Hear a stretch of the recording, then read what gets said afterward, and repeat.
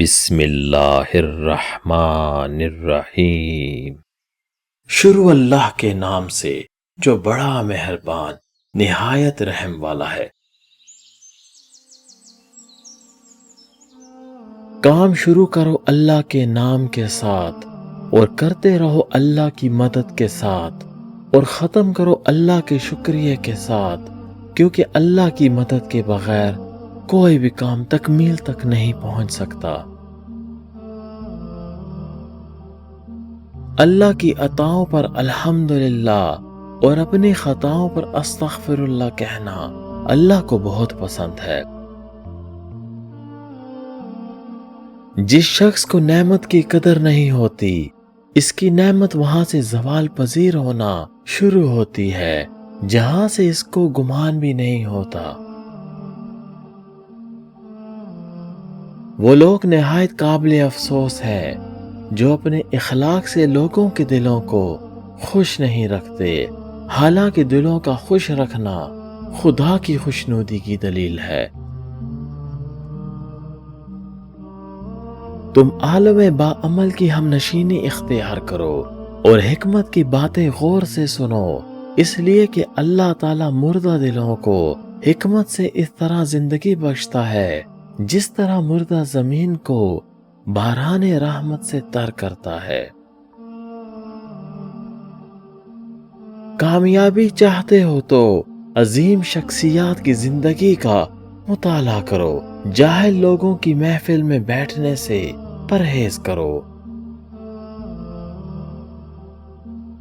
جو شخص تمہارے سامنے دوسروں کے عیوب بیان کرتا ہے، وہ یقیناً دوسروں کے سامنے تمہاری برائی بھی کرتا ہوگا۔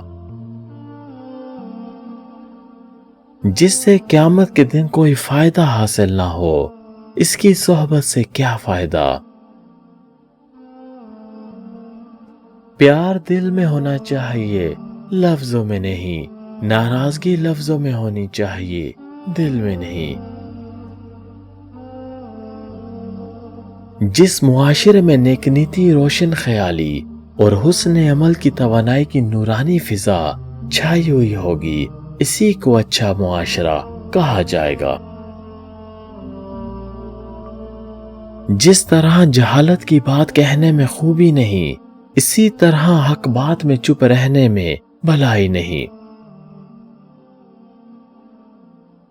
جو باتیں زیادہ کرتے ہیں ان کی خطائیں زیادہ ہو جاتی ہیں، جن کی خطائیں زیادہ ہو جاتی ہیں ان کی حیا کم ہو جاتی ہے، جن کی حیا کم ہو جاتی ہے ان کی پرہیزگاری کم ہو جاتی ہے، جن کی پرہیزگاری کم ہو جاتی ہے ان کا دل مردہ ہو جاتا ہے۔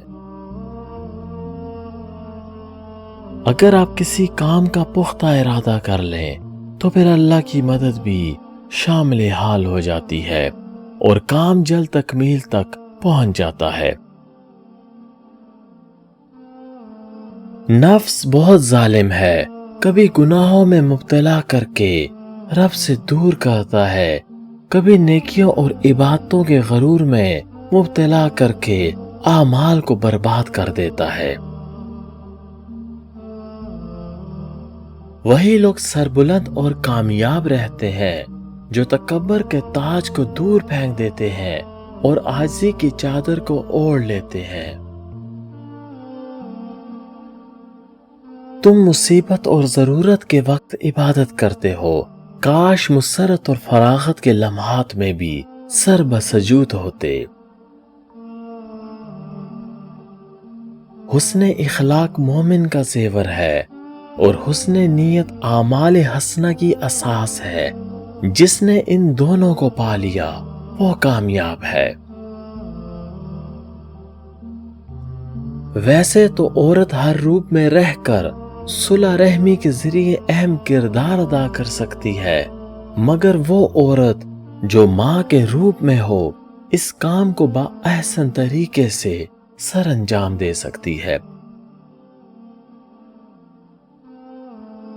خلوص اور عزت بہت نایاب تحفے ہیں، اس لیے ہر کسی سے ان کی امید نہ رکھو، کیونکہ بہت کم لوگ دل کے امیر ہوتے ہیں۔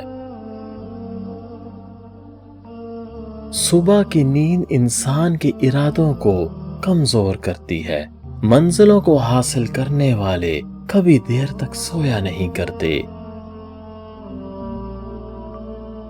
پرانا تجربہ نئی تعمیر کی بنیاد ہوتا ہے۔ رحم دلی برف کی طرح ہے، اس کی خوبصورتی کا احاطہ کرنے میں وہ کبھی بھی ناکام نہیں ہوتی۔ رشتہ داروں کے ساتھ صلح رحمی اور حسن سلوک کرنے کی بڑی فضیلت ہے۔ حضور صلی اللہ علیہ وآلہ وسلم نے ارشاد فرمایا، تم اللہ تعالیٰ کی عبادت کرو اور اس کے ساتھ کسی کو شریک نہ ٹھہراؤ، نماز قائم کرو، زکوٰۃ ادا کرو اور رشتہ داروں کے ساتھ صلح رحمی کرو۔ جس پر نصیحت اثر نہ کرے سمجھ لو اس کا دل ایمان سے خالی ہے۔ بھیڑ بکریاں انسانوں سے زیادہ باخبر ہوتی ہیں، کیونکہ چرواہے کی ایک آواز پر چرنا چھوڑ دیتی ہے اور انسان اپنی خواہشات کی خاطر احکام الہی کی بھی پرواہ نہیں کرتا۔ حکمت ایک درخت ہے جو دل سے اگتا ہے اور زبان پر پھل دیتا ہے۔ سخاوت یہ ہے کہ اپنی استطاعت سے زیادہ دو اور قناعت یہ ہے کہ اپنی ضرورت سے کم لو۔ جو اللہ کے کاموں میں لگ جاتا ہے اللہ اس کے کاموں میں لگ جاتا ہے۔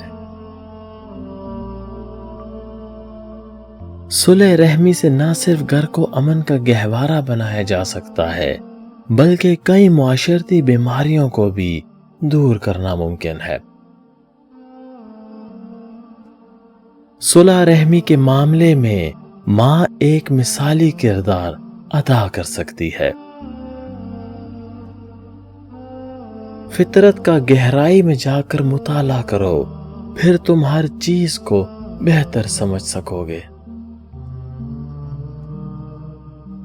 انسان کی سب سے بڑی بدنصیبی یہ ہے کہ وہ بہت کچھ جانتا ہو مگر کچھ بھی اختیار نہ رکھتا ہو